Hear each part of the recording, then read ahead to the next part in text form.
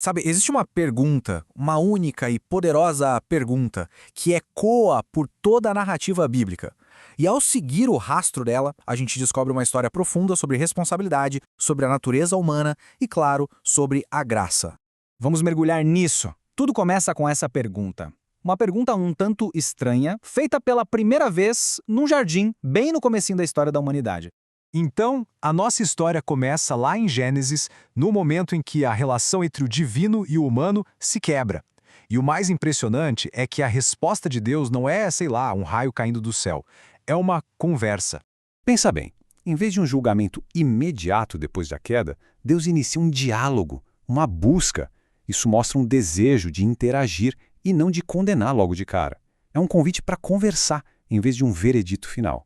E aí a gente vê a reação humana, né? Ao ser confrontada, ela segue um padrão quase que previsível, em 3 atos. É um roteiro para fugir da responsabilidade que vai se repetir muitas vezes.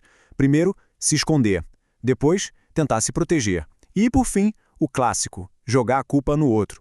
E aqui está o ponto-chave. Deus vira para a mulher e faz essa pergunta, de forma bem direta, estabelecendo um chamado à responsabilidade que vai, ecoar por muito, muito tempo.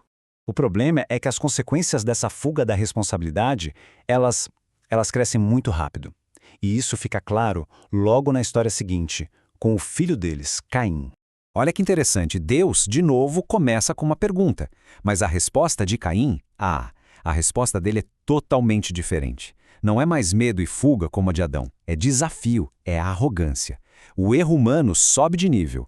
E isso aqui é genial para ilustrar o ponto central. A mesmíssima pergunta é feita. Isso a consolida como o grande desafio, sabe? O desafio fundamental para as ações da humanidade. Ok, vamos seguir em frente porque a história não para por aí. Essa pergunta, ela começa a sair da esfera divina e passa para a boca das pessoas. Ela se torna uma ferramenta de responsabilização na sociedade. E o que é muito curioso aqui é ver onde essa pergunta aparece. A gente vê ela em momentos de falha pessoal, em briga de família, em lideranças que deram errado. Isso mostra o quanto ela é universal, né? Serve para todos os níveis de relacionamento. Isso nos dá uma pista muito importante sobre como a Bíblia funciona. Ela não é só um livro de respostas prontas, na verdade, é um livro cheio de perguntas feitas para provocar a gente a pensar, assumir responsabilidade e, quem sabe, a crescer com isso. Mas aí a história dá uma virada bem ousada, na verdade. Chega um momento de tanta frustração que as pessoas resolvem fazer a pergunta de volta, para Deus. E a resposta divina, através do profeta Miqueias, é impressionante.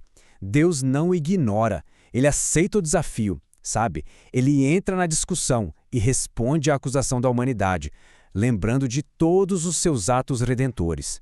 E todo esse caminho, toda essa jornada da pergunta que começou lá em Gênesis, ela vai ter o seu grande final, o seu clímax, num lugar totalmente inesperado, no Novo Testamento.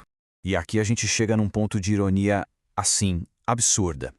A única pessoa em todo o Novo Testamento que ouve a pergunta "que fizeste?" é justamente Jesus Cristo, a única figura que era de fato inocente. Então, quando ele se depara com essa pergunta, a pergunta que marcou a falha humana por milênios, Jesus não dá uma desculpa, não tenta se justificar, ele oferece o silêncio. E esse é o ponto crucial. O silêncio dele é a resposta. Ele absorve toda a culpa que essa pergunta carrega, fornecendo uma resposta não para si mesmo, mas para todos os outros. Então, no fim das contas, a resposta final não vem em palavras. Ela é um ato. É o ato redentor da cruz que, meio que, acerta as contas de uma vez por todas. E isso tudo nos deixa com uma reflexão, né? Se a gente não consegue de verdade responder pelo que fez, o que significa aceitar uma resposta que foi dada em nosso nome? A jornada dessa pergunta parece mostrar que o caminho a seguir não é achar a desculpa perfeita, mas sim aceitar uma graça que vai além da nossa incapacidade de responder.